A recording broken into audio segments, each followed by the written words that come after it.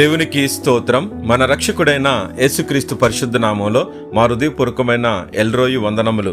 మీరు చేయు పనిలోను ప్రయత్నములోను దేవుడి దినమంతా తోడుగా ఉండి కాచి కాపాడి ఆశీర్వదించునుగాక. ఈరోజు దేవుని వాగ్దానం 2వ దినవృత్తాంతాల గ్రంథము 14వ అధ్యాయం 11వ వచనము. బలము లేని వారికి సహాయం చేయుటకు నీకన్నా ఎవరు లేరు. ప్రియ దేవుని బిడ్డలారా, ఆశ రాజు అయినప్పుడు ఆయనకి ఏ పరిస్థితి అనుకూలించలేదు. అయితే అతని దినముల్లో దేశమంతా కూడా 10 సంవత్సరాలు నెమ్మది పొందింది. ఎందుకు అంటే ఆశ్రయించాడు దేవుణ్ణి, ఆయనకి జయమిచ్చి రాజుగా నిలబెట్టాడు.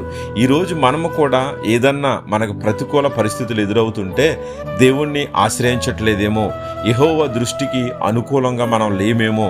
అందుకనే ఆయన ఎలా ఉన్నాడంటే ఆశ తన దేవుడైన యెహోవా దృష్టికి అనుకూలంగాను యథార్థంగాను నడిచిన వాడై ఉన్నాడు. కాబట్టి అన్నిటిని కూడా పారదోలాడు, దూరంగా చేశాడు. అన్యదేవతల బలిపీఠాలను పడగొట్టాడు, ఉన్నతమైన స్థలముల్లో పాడు చేశాడు. ప్రతి దాన్ని కూడా, ప్రతి స్తంభాన్ని కూడా కొట్టివేయించాడు. అతను కేవలం దేవుణ్ణి ఆశ్రయించినప్పుడు ఆయన చుట్టూ నెమ్మది కలిగింది, ఆయన చుట్టూ ఉన్న ప్రజలకు నెమ్మది కలిగింది, దేశమంతా శాంతించి నెమ్మదిగా జీవించింది.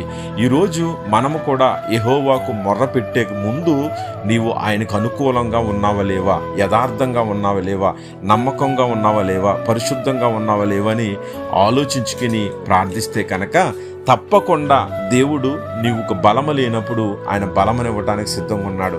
నీకే సహాయం కావాలో దేవునికి తెలుసు. అయితే నువ్వు అనుకూలంగా ఉండి, నువ్వు నెమ్మదిగా ఉండి, సాత్వికంగా ఉండి ప్రార్థించినట్లయితే దేవుడు నీకు ఎదురవుతున్న శత్రువులన్నిటిని కూడా దేవుడు వాటిని మొత్తి అనగద్రొక్కి ఆశాకు ఎలాగైతే విజయం ఇచ్చాడో ఈరోజు నీకు నాకు కూడా యెహోవా దృష్టికి మనము ఆయన కనుదృష్టిలో ఉంటే నీకు నాకు విజయాన్ని ఇచ్చి కుటుంబాన్ని నడిపిస్తూ ఆశీర్వదిస్తూ నడిపిస్తాడు. అట్టి కృప దేవుడు దయచేయను గాక.